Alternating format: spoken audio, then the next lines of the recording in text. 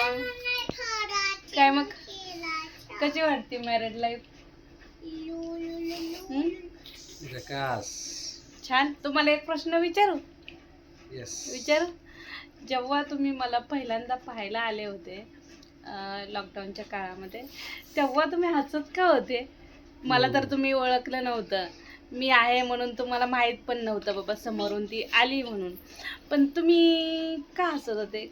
Excitement. कोण होतं तिथे तुमचं ओळखीचं किंवा एक्साइटमेंट होती आणि मी तुला ओळखलं. कसं काय ओळखलं? त्याचा आनंद होता की ही तीच व्यक्ती असावी म्हणून मी हसलो. असं एवढा अंदाज पंचे? मी तर मास्क घालून आलेली ना.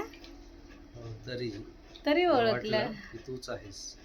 अरे वा वा, मी हसलो. जरा जास्तच विश्वास होता वाटतं नाही का? बिंदास हसायला. मला तेव्हा भरपूर राग आलेला. म्हणले अरे हा जरा हेच दिसतोय.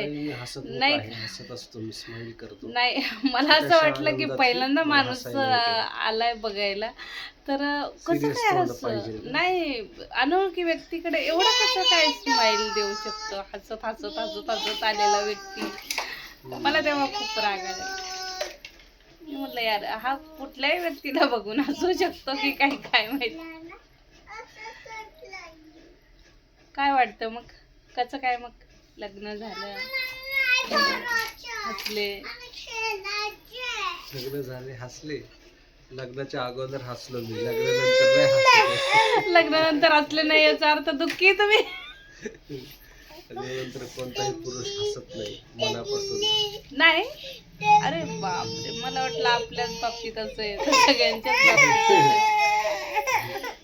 चला तर मग बाय.